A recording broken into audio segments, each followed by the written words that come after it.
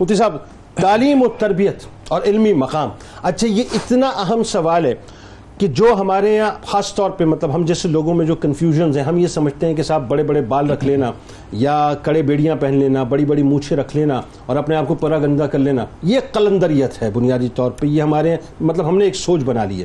اس سوچ سے ذرا آج لوگوں کو نکالیے اور بتائیے کہ تعلیم و تربیت آپ کی کیسی ہو رہی ہے اور علمی مقام آپ کا جو ہے وہ کیا ہے.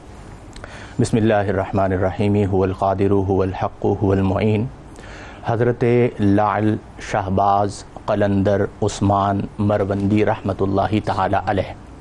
لعل اس لیے کہ آپ صوفیہ کے موتی ہیں، شہباز اس لیے کہ آپ کی روحانی پرواز بہت بڑی ہے. سبحان اللہ. شاہ کا معنی ہوتا ہے بڑا، جیسے شاہ رگ ہے. سبحان اللہ. اور قلندر اس لیے کہ ماہو انجم کا محاسب ہے قلندر، ایام کا مرکب نہیں راکب ہے قلندر. اور قلندر اسے کہا جاتا ہے کہ ہر چے گوید دیدہ گوید، یعنی قلندر جو کہتا ہے وہ دیکھ کر کہتا ہے. سبحان اللہ. اور یہ وہ طبقہ صوفیہ ہے کہ جنہیں اللہ تبارک و تعالی منتخب فرماتا ہے. اور یہ وہ ہوتے ہیں کہ جو حالات کے رحم و کرم پر نہیں ہوتے، حالات ان کے رحم و کرم پر ہوتا ہے. یہ اٹھیں تو زمانہ اٹھ جائے، یہ بیٹھیں تو زمانہ بیٹھ جائے. صاحب ایسا ہی ہے. وہ فرمایا گیا نا کہ سکندر خوش نہیں ہے لوٹ کر دولت زمانے کی، قلندر دونوں ہاتھوں سے لٹا کر رقص کرتا. سبحان اللہ. بہرحال اگر آپ کے سوال کے جواب کی جانب آیا جائے تو جیسا کہ آپ نے ابتدائیہ میں ذکر کیا کہ آپ اپنے والد محترم کی طرف سے بہت ساری پیشن گوئیوں اور خوشخبریوں کے ساتھ ولادت پاتے ہیں. معاملہ یہ تھا کہ جب آپ کے والد محترم شیخ سید کبیر الدین جعفری رحمہ اللہ کی شادی نہیں ہوئی تو آپ نے خواب دیکھا کہ خواب میں ایک باغ ہے، وہاں پہ نہریں بہہ رہی ہیں اور ایک بچہ کہتا ہے کہ مجھے یہاں سے نکالو. آپ نے اس خواب کو اگنور کر دیا. اللہ. دوسرے دن پھر وہی خواب دیکھا. اب جب ایک ہی خواب دو بار آئے تو بندہ اس کے پیچھے پڑ جاتا ہے کہ کوئی تو بات ہے. نیک لوگ تھے، مسجد میں گئے، وہاں پر ایک بزرگ بیٹھا کرتے تھے. ان بزرگ نے جب ان کے چہرے کو دیکھا تو جان لیا کوئی پریشانی ہے. پوچھا کیوں پریشان ہو؟ کہا 2 دن سے خواب دیکھ رہا ہوں اور اس کی وجہ سے پریشان ہوں. خواب بیان کیا. انہوں نے کہا تمہاری شادی ہو گئی؟ نہیں ہوئی. عرض کی نہیں. تو کہا تعبیر یہ ہے کہ جاؤ شادی کر لو. آپ نے ذہن بنا لیا.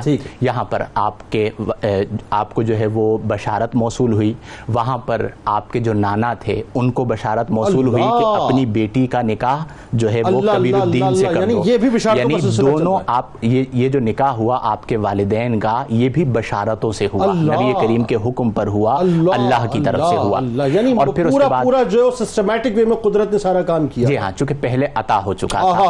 اس کے بعد پھر آپ کی ولادت ہوئی اور ولادت کے بعد چونکہ آپ کے والد صاحب خود بہت بڑے عالم تھے اور اگر آپ ابتدائی صدیوں میں دیکھیں جتنے ہمارے اسلاف گزرے ہیں وہ عمومی طور پر 16 یا 17 برس کی عمر میں تمام علوم سے جو ہے وہ تکمیل کر لیا کرتے تھے. تو آپ نے ابتدائی علوم اپنے والد محترم سے حاصل کیے. اس زمانے میں جو مرن تھا وہاں پر جتنے مروجہ علوم تھے اس میں آپ نے ید طولہ حاصل کیا.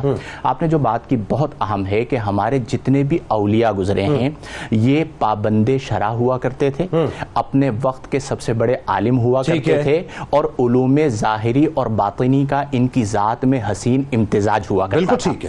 اگر ہم آپ کے علوم کی بات کریں تو آپ ماہر لسانیات تھے. سبحان اللہ. اور ماہر لسانیات ہونا یہ آسان کام نہیں ہے. آپ اس زمانے میں سنسکرت کو جانتے تھے، آپ فارسی کو جانتے تھے، آپ عربی کو جانتے تھے، آپ سندھ میں آئے تو سندھی کو جانتے تھے. یہ وہ زبانیں ہیں جن پر آپ کو ید طولہ حاصل تھا.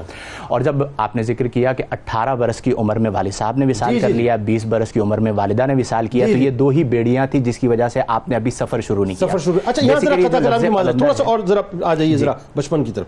6 برس کی عمر میں جو بنیادی دینی علوم تھے وہ حاصل کر لیا اور 7 برس کی عمر میں قرآن پاک کر لیا. جی ہاں بالکل ایسا ہی ہے. اور اس کے بعد جتنے مروجہ علوم تھے وہ آپ نے 18-20 برس کی عمر میں تکمیل کر لیا. اب بیسیکلی قلندر جو ہے اس کے بارے میں ایک بحث یہ ہے کہ یہ ترکش لفظ ہے اور قلندر کا معنی یہ ہوتا ہے کہ وہ شخص جو پھرتا رہتا ہے، گھومتا رہتا ہے اور تبلیغ کرتا رہتا ہے. اس اعتبار سے بھی آپ کو قلندر کہا جاتا ہے. اچھا ہم نے معنی کچھ اور لے لیے. جی ہم نے معنی کچھ اور لے لیے. اب آپ رحمہ اللہ نے جب وہ 2 بیڑیاں تھیں، ماں باپ تھے، ان کا وصال ہو گیا تو پھر آپ نے مرند کو چھوڑا اور آپ وہاں سے تشریف لے آئے بغداد.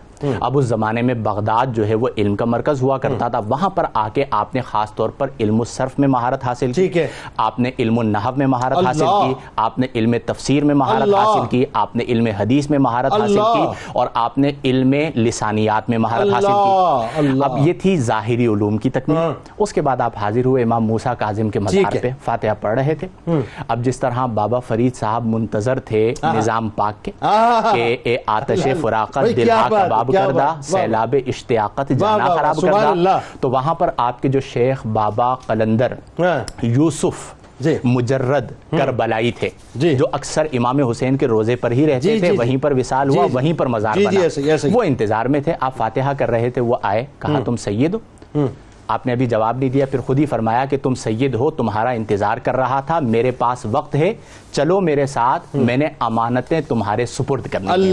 وہ انہیں لے کر اپنے اس خیمے میں آ گئے جہاں پر ان کا قیام تھا، اور وہ خیمہ کہاں پر تھا؟ امام حسین کے مزار مبارک کے باہر، اور اسی نسبت سے انہیں کربلائی کہا جاتا، مجرد کربلائی۔ ان کے ساتھ وہاں پر آئے، انہوں نے خرقہ بھی دیا، انہوں نے جو ہے وہ آپ کو بہت ساری امانتیں جو ان کے پاس تھی وہ بھی دیں، اور چونکہ وصال کا وقت تھا تو انہوں نے کہا کہ میں تو جا رہا ہوں، تجہیز و تکفین تم نے کرنی ہے، جنازہ تم نے پڑھانا ہے، اور تکمیل کے لیے انہوں نے مصر کے اندر نیل کے ساحل پر ایک شہر ہے دمیات، وہاں پر آپ کے شیخ یا آپ کے مرید ہوا کرتے تھے قلندر جمال الدین ساؤجی رحمہ اللہ۔ تو اب کہا کہ میں تو جا رہا ہوں، یہاں سے تم نے ان کے پاس جانا ہے، میں نے تمہیں روحانی علم پر ڈال دیا ہے، اب اس علم کی تکمیل تمہیں جمال الدین ساؤجی کروائیں گے۔ تو اس طرح ظاہری علوم میں مہارت حاصل کی، باطنی علوم کا ابتدا ہوا، اور دمیات پہنچ کر حضرت جمال الدین ساؤجی جو کہ خود بھی وہ بھی قلندر مجرد، ان کے شیخ ابراہیم بھی قلندر، اور آپ رہے حضرت یوسف بھی قلندر، اور آپ بھی مجرد،